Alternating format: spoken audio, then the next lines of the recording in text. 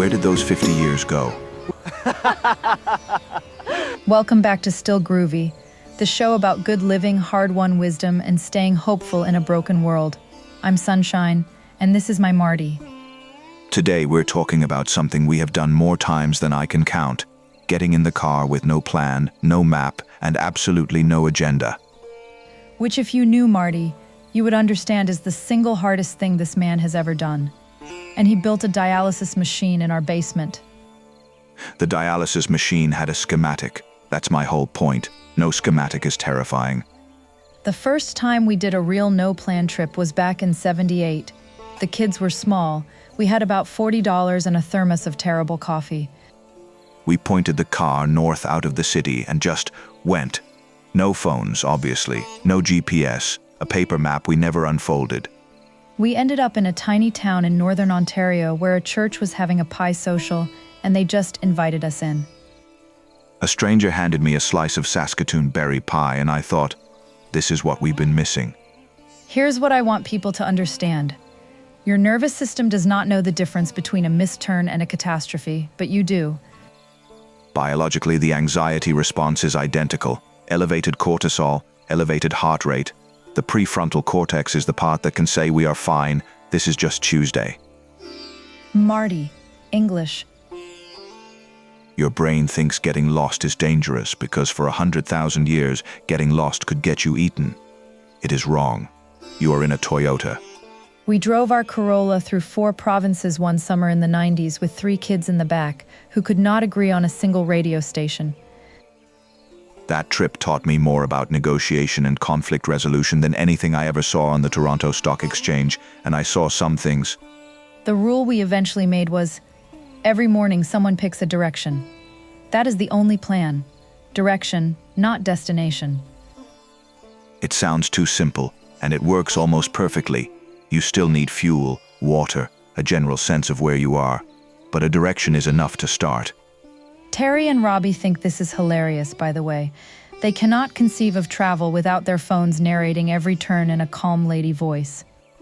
And that calm lady voice is useful. I use navigation every day, but there is a difference between a tool and a leash. When you let the app decide everything, you stop seeing. You're just waiting to be told to turn. Studies on attention and wayfinding, and these are real studies, show that people who navigate actively, even imperfectly, remember their trips far more vividly than passive passengers. We stopped at a diner outside Brockville once because I liked the color of the sign. Best fish chowder I have ever eaten in my life. The algorithm would never have taken us there. It would have taken us to the place with 400 reviews and a parking lot the size of a field. Nothing wrong with 400 reviews. But the lady at the Brockville diner knew our names by the time we left. Practical tip number 1. Before you leave, write down 3 things: the name of your province or state, the rough direction you're heading, and 1 landmark you'd enjoy finding. Not a schedule, a loose wish list. There's a difference between a wish and an obligation. We kept a little notebook in the glove box for years, not for planning, for writing down the name of every interesting town we passed through, in case we wanted to come back. Half of those towns we never returned to, but writing them down made the trip feel like we were collecting something. Second practical tip: carry more water than you think you need. Tell someone roughly where you're pointed, and agree on what help we are actually stuck looks like before you leave the driveway. We have been stuck exactly twice in 50+ years, once in a ditch in Manitoba, Marty's fault, and once on a logging road near our place in Mallorytown. The Manitoba ditch was a mutual decision. I want that on the record. He was driving. The logging road we handled with the Kubota, and about 3 hours of creative problem solving. What I love about no scheduled travel is that it gave our kids permission to be bored, and then to fix the boredom themselves. Boredom is generative. Every good idea I've had, the server setup, the curriculum work, most of the things I'm proud of, started in a quiet moment with nowhere urgent to be. Third tip, and this is mine. Pack 1 thing that has nothing to do with your destination. A book, a sketch pad, a harmonica you don't know how to play.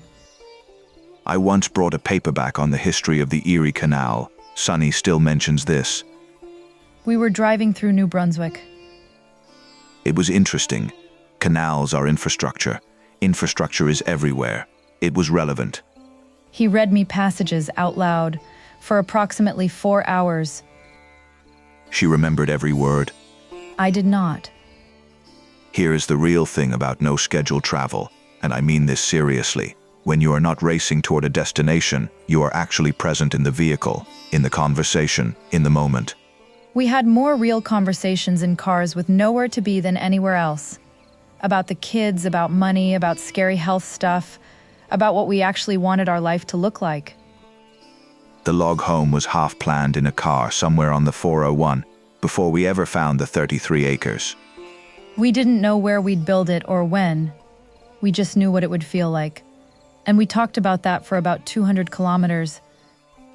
Fourth tip, if you're traveling with a partner, establish one veto and one wild card each. Per day, veto means we are not stopping there. Wild card means we absolutely are. This prevents the thing where one person silently resents every decision and then mentions it 12 years later at Christmas dinner. Speaking from experience, not theory. What I want people to hear, especially if they're going through something hard right now, is that an unscripted trip is an act of trust. Trust in yourself, trust in your people, trust that not every problem needs to be pre-solved before you leave the house. We were not supposed to have 55 years, medicine said so, more than once, with very official-sounding language. And here we are in our log home, planning a completely unplanned drive up toward the Thousand Islands sometime this August. The thermos is better now. We upgraded, and we still won't unfold the map. The world is genuinely hard right now, and it is easy to feel like you cannot afford to exhale. But you can, and you must, and a road with no schedule is one way to practice. Leave the calendar. Bring the good coffee. Pick a direction. Take care of each other. We'll see you next time on Still Groovy.